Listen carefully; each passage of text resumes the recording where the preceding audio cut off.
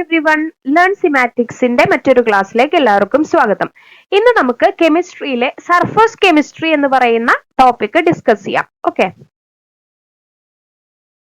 Surface chemistry.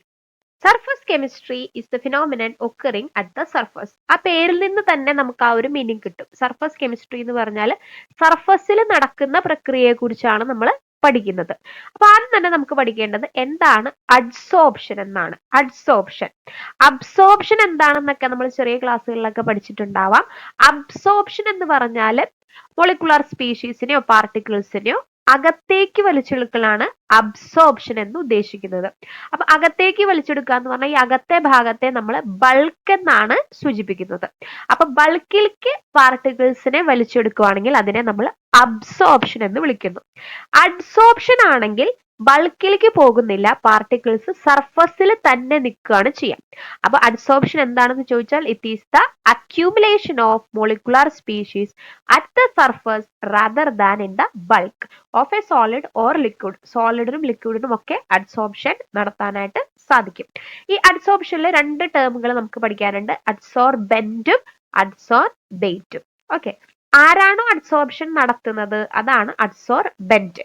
ഏത് species ആണോ അവിടെ അഡ്സോർപ്ഷന് വിധേയമാകുന്നത് അതാണ് അഡ്സോർബേറ്റ്. അപ്പൊ ആ രണ്ട് ടേംസ് ഒന്ന് മനസ്സിലാക്കി പഠിക്കാം. അഡ്സോർബെൻസിന്റെ എക്സാമ്പിൾസ് ആണ്, അതായത് അഡ്സോർപ്ഷൻ നടത്തുന്ന സബ്സ്റ്റൻസുകൾക്ക് എക്സാമ്പിൾസ് ആണ് charcoal, silica gel, alumina gel, clay, colloids, പിന്നെ ഫൈനലി ഡിവൈഡഡ് ആയിട്ടുള്ള മെറ്റൽസ്. ഇതൊക്കെ അഡ്സോർപ്ഷന് സാധ്യതയുള്ള സ്പീഷീസ് ആണ്.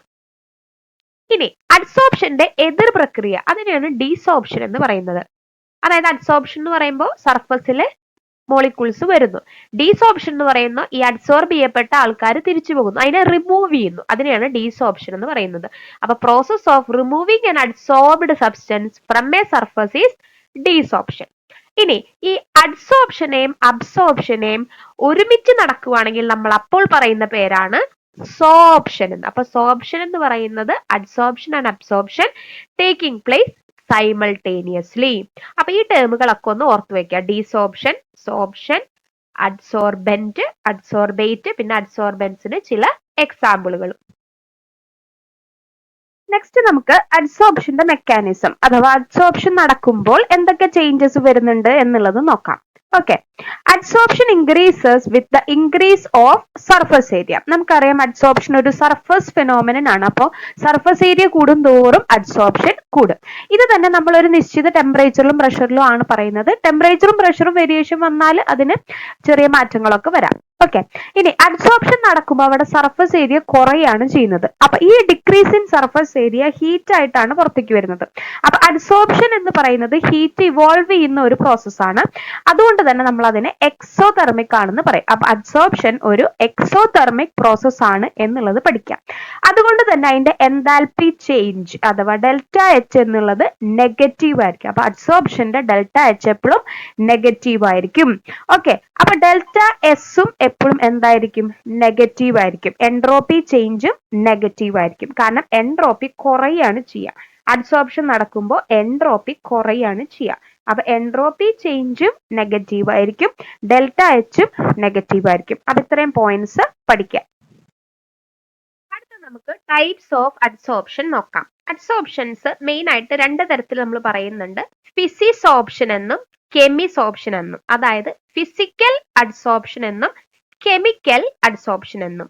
ഓക്കെ, അപ്പൊ ഫിസിസോർപ്ഷൻ എന്ന് പറയുമ്പോൾ ആ ഒരു സർഫസില് പാർട്ടിക്കിൾസ് തമ്മിലുള്ള ഇന്ററാക്ഷൻസ് എന്ന് പറയുന്നത് വീക്കർ ഇന്ററാക്ഷൻസ് ആയിരിക്കും. കെമിസോർപ്ഷൻ എന്ന് പറയുമ്പോൾ അഡ്സോർബ് ചെയ്യപ്പെടുന്ന പാർട്ടിക്കിളും അഡ്സോർബെന്റും തമ്മിൽ ഒരു ബോണ്ട് ഫോർമേഷൻ നടക്കും. അപ്പൊ കെമിസോർപ്ഷൻ കുറച്ചും കൂടെ സ്ട്രോങ് ആയിട്ടുള്ള അഡ്സോർപ്ഷൻ ആണ്. അപ്പൊ നമുക്ക് ഇവർ തമ്മിലുള്ള വ്യത്യാസം ഒന്ന് നോക്കാം. ഫിസിസോർപ്ഷൻ നമ്മൾ നോക്കുകയാണെങ്കിൽ ഫിസിസോർപ്ഷനിൽ അഡ്സോർബെന്റും അഡ്സോർബേറ്റും തമ്മിൽ വാൻഡർവാൾസ് ഫോഴ്സസ് ഓഫ് അട്രാക്ഷൻ ആണ് ഉണ്ടാവും. അതായത് അതൊരു വീക്കർ ഫോഴ്സ് ആണ്. കെമിസോർപ്ഷൻ ആണെങ്കിൽ ആക്ച്വൽ കെമിക്കൽ ബോണ്ട് അവിടെ ഫോം ചെയ്യുന്നുണ്ട്. അതുകൊണ്ട് തന്നെ അത് കുറച്ചും കൂടെ സ്റ്റേബിൾ ആയിരിക്കും. പിന്നെ കെമിക്കൽ ബോണ്ട് ഫോം ചെയ്യണം, അതുകൊണ്ട് തന്നെ അവര് സ്പെസിഫിക് ഇൻ നേച്ചർ, അതായത് ഇന്ന അഡ്സോർബേറ്റ് മാത്രമേ ഒരു അബ്സോർബന്റുമായിട്ട് കെമിക്കൽ ബോണ്ട് ഫോം ചെയ്യുകയുള്ളൂ. അപ്പൊ ഫിസിക്സ് ഓപ്ഷൻ അത്ര സ്പെസിഫിക് അല്ല, അതേസമയം കെമിസ് ഓപ്ഷൻ എന്താണ്, സ്പെസിഫിക് ആണ്. ഫിസിക്സ് ഓപ്ഷൻ വീക്ക് ആയതുകൊണ്ട് തന്നെ റിവേഴ്സിബിൾ ആണ്, പെട്ടെന്ന് നമുക്ക് ആ ഒരു അഡ്സോർബ് ചെയ്യപ്പെട്ട പാർട്ടിക്കിളിനെ തിരിച്ചെടുക്കാനായിട്ട് സാധിക്കും.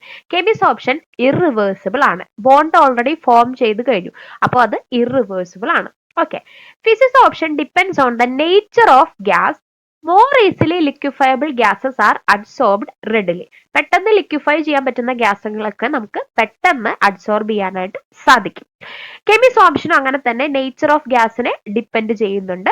Gases which can react with the adsorbent shows chemisorption. ഇവിടെ ബോണ്ട് ഫോം ചെയ്യണമല്ലോ, അപ്പൊ അവിടെ റിയാക്ഷൻ നടക്കണം. അപ്പൊ റിയാക്ട് ചെയ്യാനായിട്ട് കഴിവുള്ള ഗ്യാസസ് ആണ് കെമിസ് ഓപ്ഷന് വിധേയമാകുന്നത്. ഓക്കെ, ഇനി എൻതാൽപ്പി ഓഫ് അഡ്സോർപ്ഷൻ നോക്കുവാണെങ്കിൽ physics option enthalpy of adsorption കുറവാണ്, കെമിസ് ഓപ്ഷന് കുറച്ചും കൂടെ ഹൈ ആയിരിക്കും. ഫിസിക്സ് ഓപ്ഷൻ ലോ ടെമ്പറേച്ചറിൽ ഫേവറബിൾ ആണ്, അതേപോലെ ടെമ്പറേച്ചർ കൂടുന്തോറും ഫിസിക്സ് ഓപ്ഷൻ കുറയാണ് ചെയ്യുന്നത്. കെമിസ് ഓപ്ഷൻ നേരെ തിരിച്ചാണ്, അപ്പൊ ആ ടെമ്പറേച്ചറിന്റെ ആ വ്യത്യാസങ്ങളൊന്നും പഠിച്ചിരിക്കുക. കെമിസ് ഓപ്ഷൻ ആണെങ്കിൽ ഹൈ ടെമ്പറേച്ചറിലാണ് ഫേവറബിൾ, അപ്പൊ ടെമ്പറേച്ചർ കൂടുന്തോറും കെമിസ് ഓപ്ഷനുള്ള സാധ്യതയും കൂടും. അപ്പൊ ടെമ്പറേച്ചർ ഫാക്ടർ ആയിട്ട് വരുന്നത് രണ്ടിലും രണ്ട് രീതിയിലാണ്, അപ്പൊ അതൊന്ന് ഓർത്തു വെക്കാം. ഫിസിക്സ് ഓപ്ഷന് പ്രത്യേകിച്ച് ഒരു ആക്ടിവേഷൻ എനർജിയുടെ ആവശ്യമില്ല, അതേസമയം കെമിസ് ഓപ്ഷൻ ആണെങ്കിൽ ആക്ടിവേഷൻ എനർജി വളരെ കൂടുതലാണ്. ഫിസിക്സ് ഓപ്ഷൻ സർഫസ് ഏരിയ കൂടുന്നതിനനുസരിച്ച് കൂടുന്നു, കെമിസ് ഓപ്ഷനും സർഫസ് ഏരിയ കൂടുന്നതിനനുസരിച്ച് കൂടുന്നു. ഫിസിക്സ് ഓപ്ഷൻ നമ്മൾ മൾട്ടി ലെയേഴ്സ് പോസിബിൾ ആണ്, അതായത് ഒരു ലെയറിന്റെ മേലെ അടുത്ത ലെയർ അങ്ങനെ വേണമെങ്കിൽ അഡ്സോർപ്ഷൻ നടത്താനായിട്ട് പറ്റും. അതേസമയം കെമിസ് ഓപ്ഷൻ അങ്ങനെ പറ്റില്ല, കാരണം കെമിക്കൽ ബോണ്ട് ആണ് ഫോം ചെയ്യുന്നത്. അപ്പൊ ഇത്രയും പോയിന്റ്സ് ഫിസിക്സ് ഓപ്ഷനും കെമിസ് ഓപ്ഷനും തമ്മിലുള്ള ആ ഒരു ഡിഫറൻസ് ആയിട്ട് പഠിക്കാം. നെക്സ്റ്റ് നമുക്ക് അഡ്സോർപ്ഷന്റെ അപ്ലിക്കേഷൻസ് നോക്കാം. ഗ്യാസ് മാസ്ക്സ്, അതായത് പോയിസണസ് ഗ്യാസുകളൊക്കെ അഡ്സോർബ് ചെയ്യാനായിട്ട് ചാർക്കോള് യൂസ് ചെയ്യാവുന്നതാണ്. Next production of high vacuum produce ചെയ്യാനും നമുക്ക് ചാർക്കോള് യൂസ് ചെയ്യാം. ഹെട്രോജിനസ് കറ്റാലിസിസ്, അതായത് അയൺ, നിക്കൽ പോലെയുള്ള ഫൈൻലി ഡിവൈഡഡ് മെറ്റൽസിനെ നമുക്ക് കാറ്റാലിസിസ് അല്ലെങ്കിൽ കാറ്റലിസ്റ്റുകളായിട്ട് ഉപയോഗിക്കാനായിട്ട് സാധിക്കും. Control of humidity, silica, alumina പോലെയുള്ള സബ്സ്റ്റൻസുകൾ വാട്ടർ മോളിക്യൂൾസിനെ അഡ്സോർബ് ചെയ്യും, അപ്പൊ ഹ്യൂമിഡിറ്റി കൺട്രോൾ ചെയ്യാനായിട്ട് നമുക്ക് ഇവരെ ഉപയോഗിക്കാം. ഫ്രോത്ത് ഫ്ലോട്ടേഷൻ പ്രോസസ്സിൽ നമുക്ക് അഡ്സോർപ്ഷൻ യൂസ് ആവുന്നുണ്ട്. ഡ്രഗ്സ്, ചില ഡ്രഗ്സിലൊക്കെ, അതായത് ഇപ്പം ഡ്രഗിന്റെ മാനുഫാക്ചർ അല്ലെങ്കിൽ നമ്മൾ മെഡിസിനൽ അപ്ലിക്കേഷൻ ഒക്കെ വരുമ്പോൾ അതിൽ അഡ്സോർപ്ഷൻ ആണ് വരുന്നത്. ക്രൊമാറ്റോഗ്രഫിക് അനാലിസിസ്, ക്രൊമാറ്റോഗ്രഫിയിൽ അഡ്സോർപ്ഷൻ, ക്രൊമാറ്റോഗ്രഫി ഒക്കെ നമ്മൾ പഠിച്ചിട്ടുണ്ട്. Removing colouring matter, animal charcoal coloured സബ്സ്റ്റൻസുകളൊക്കെ അഡ്സോർബ് ചെയ്യാൻ യൂസ് ചെയ്യാം. പിന്നെ അഡ്സോർപ്ഷൻ ഇൻഡിക്കേറ്റേഴ്സും അപ്ലിക്കേഷൻസ് ആണ്. അപ്പൊ ഇത്രയും അപ്ലിക്കേഷൻസ് ആണ് അഡ്സോർപ്ഷനിൽ വരുന്നത്, ഒക്കെ ഒന്ന് നോട്ട് ചെയ്ത് വെക്കുക. നെക്സ്റ്റ് നമുക്ക് കൊളോയിഡ്സ് നോക്കാം. Colloidal particles R larger than simple molecules. സാധാരണ മോളിക്യൂൾസിനേക്കാളും ലാർജർ ആയിരിക്കും കൊളോയിഡൽ പാർട്ടിക്കിൾസ്. കൊളോയിഡൽ പാർട്ടിക്കിൾസിന്റെ സൈസിന്റെ റേഞ്ച് ഒന്ന് പഠിച്ചു വെക്കാം. 10⁻⁹ തൊട്ട് 10⁻�6 മീറ്റേഴ്സ്, ആ ഒരു റേഞ്ചിലുള്ള പാർട്ടിക്കിൾസിനെയാണ് നമ്മൾ കൊളോയിഡ്സ് എന്ന് പറയുന്നത്. ഓക്കെ, അപ്പൊ ഈ പാർട്ടിക്കുലർ റേഞ്ച്, സൈസിന്റെ റേഞ്ച് ഒന്ന് പഠിച്ചു വെക്കാം. ഈ കൊളോയിഡ്സ് എന്ന് പറയുന്ന ഒരു ഹെട്രോജിനസ് സിസ്റ്റം ആണ്, അതായത് അതിന്റെ കോമ്പോസിഷൻ എല്ലായിടത്തും ഒരുപോലെ ആവണമെന്നില്ല. അപ്പൊ അങ്ങനെയുള്ളതിനാണ് നമ്മൾ ഹെട്രോജിനസ് സിസ്റ്റം എന്ന് പറയുന്നത്. ഓക്കെ, അപ്പൊ കൊളോയിഡ്സിൽ നമ്മൾ പറയുമ്പോൾ ഡിസ്പേഴ്സ്ഡ് ഫേസും ഉണ്ട്, ഡിസ്പേർഷൻ മീഡിയം ഉണ്ട്. അതായത് ഇപ്പൊ നമ്മളൊരു സൊല്യൂഷൻ പറയുമ്പോൾ സോൾവെന്റ് ഉണ്ട്, സൊല്യൂട്ട് ഉണ്ട് എന്ന് പറയുന്ന പോലെ കൊളോയിഡ്സിൽ നമ്മൾ പറയുന്നതാണ് ഒരു ഡിസ്പേർഷൻ മീഡിയവും ഒരു ഡിസ്പേഴ്സ്ഡ് ഫേസും. അപ്പൊ ഈ ഡിസ്പേർഷൻ മീഡിയവും ഫേസിന്റെയും സ്റ്റേറ്റുകൾ മാറുന്നതിനനുസരിച്ച് ഡിഫറെന്റ് കൊളോയിഡ്സ് ഉണ്ടാവും. ഓക്കെ, നോക്കൂ, കണ്ടോ, സോളിഡ്സ്, ലിക്വിഡ്സ്, ഗ്യാസസ്. അപ്പൊ അതിന്റെ ഫിസിക്കൽ സ്റ്റേറ്റ് മാറുന്നതിനനുസരിച്ച് നമുക്ക് പലതരം കൊളോയിഡ്സ് ഉണ്ടാവും.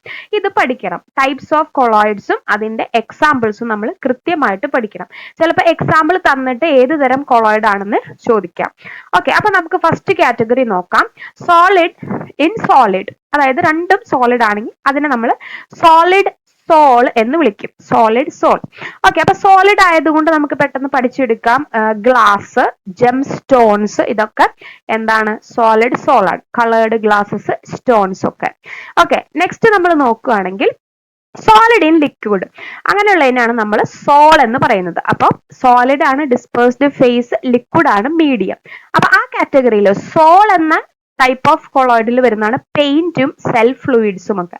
അപ്പൊ പെയിന്റ്സ് വരുന്നത് സോളിനകത്താണ്. Okay, next solid in gas, അതായത് സോളിഡ് ആയിരിക്കും ഡിസ്പേഴ്സ്ഡ് ഫേസ്, ഗ്യാസ് ആയിരിക്കും മീഡിയം. അപ്പൊ ഗ്യാസ് വരുന്നതിനൊക്കെയാണ് നമ്മൾ ഈ എയറോ എന്നുള്ള ഒരു വേർഡ് വരുന്നത് കേട്ടോ. അപ്പൊ എയറോസോൾ എന്ന് പറയുന്നത് ഗ്യാസ് ആയിരിക്കും അവിടുത്തെ ഡിസ്പേർഷൻ മീഡിയം. അതിന് എക്സാമ്പിൾ ആണ് സ്മോക്ക്, ഡസ്റ്റ്. ഇത് എന്തായാലും പഠിച്ചിരിക്കുക. സ്മോക്കും ഡസ്റ്റും എയറോസോൾ ആണ്. നെക്സ്റ്റ് വരുന്നത് ജെല്ല്. ജെല്ല് എന്ന് പറയുന്നത് ഡിസ്പേഴ്സ്ഡ് ഫേസ്, അപ്പൊ ലിക്വിഡ് ആണ്. പിന്നെ ഡിസ്പേർഷൻ മീഡിയം സോളിഡ് ആണ്. അപ്പൊ ലിക്വിഡ് ഇൻ സോളിഡ് അത് വരുന്നതാണ് ജെല്ല്. അതിന് എക്സാമ്പിൾ ചീസ്, ബട്ടർ, ജെല്ലി ഒക്കെ. ഓക്കെ, നെക്സ്റ്റ് നമുക്ക് മിൽക്കും ഹെയർ ക്രീമും നോക്കാം. മിൽക്ക്, ഹെയർ ക്രീം ഒക്കെ വരുന്നത് എമൽഷൻ എന്ന കാറ്റഗറിയാണ്. രണ്ടും ലിക്വിഡ് ആവുമ്പോഴാണ് എമൽഷൻ. ഓക്കെ, നെക്സ്റ്റ് നോക്കൂ എയറോസോൾ. അപ്പൊ എയറോ എന്നുള്ള വാക്ക് കണ്ടാൽ ഡിസ്പേർഷൻ മീഡിയം ഗ്യാസ് ആയിരിക്കും കേട്ടോ. അപ്പൊ ലിക്വിഡും ഗ്യാസും അതിന്റെ പേര് സെയിം ആണ്, എയറോസോൾ. അപ്പൊ ഫോഗ്, മിസ്റ്റ്, ക്ലൗഡ്, ഇൻസെക്ടിസൈഡ്, സ്പ്രേകൾ, ഇതെല്ലാം ഏതിനകത്ത് വരും? എയറോസോൾ വരും. ഓക്കെ, നെക്സ്റ്റ് സോളിഡ് സോൾ വീണ്ടും ഗ്യാസ് ഇൻ സോളിഡ്. അതിൽ പ്യൂമിക് സ്റ്റോണുകൾ, ഫോം റബ്ബർ, ഇതെല്ലാം വരും. Next ഫ്രോത്ത്, whipped cream, soap, lather. ഈ ഫ്രോത്ത് എന്ന് പറയുമ്പോൾ പതയാണ്. അപ്പൊ ഈ പതയൊക്കെ വരുന്നത് ഫോം എന്ന കൊളോയിഡ് ആണ്. ഫോം നമുക്കറിയാം, ഫോം നമ്മൾ ഈ നമ്മൾക്ക് അറിയാവുന്നതാണ്. അപ്പൊ ഗ്യാസ് ഇൻ ലിക്വിഡ് ടൈപ്പിലാണ് ഇത് വരുന്നത്. അപ്പൊ ഇത്രയും ടൈപ്സ് ഓഫ് കൊളോയിഡ്സും അതിന്റെ എക്സാമ്പിൾസും നമ്മൾ കൃത്യമായിട്ട് നോട്ട് ചെയ്തിട്ട് പഠിക്കണം. അപ്പൊ ഇത്രയും കാര്യങ്ങളാണ് നമ്മൾ ഈ ഒരു ക്ലാസ്സിൽ ഡിസ്കസ് ചെയ്യുന്നത്. സർഫസ് കെമിസ്ട്രിയിൽ കുറച്ച് കാര്യങ്ങളും കൂടെ നമുക്ക് പറയാനുണ്ട്, അത് മറ്റൊരു ക്ലാസ്സിൽ ചെയ്യാം. അപ്പൊ നിങ്ങൾ ആദ്യമായിട്ടാണ് ചാനൽ കാണുന്നതെങ്കിൽ സബ്സ്ക്രൈബ് ചെയ്യുക. നിങ്ങൾക്ക് വീഡിയോ ഇഷ്ടമായിട്ടുണ്ടെങ്കിൽ ലൈക്ക് ചെയ്യുക, ഷെയർ ചെയ്യുക. നിങ്ങളുടെ ഫീഡ്ബാക്സ് എല്ലാം കമന്റ്സിൽ അറിയിക്കുക. അപ്പൊ നമുക്ക് മറ്റൊരു ക്ലാസ്സിൽ കാണാം. Okay, bye, thank U.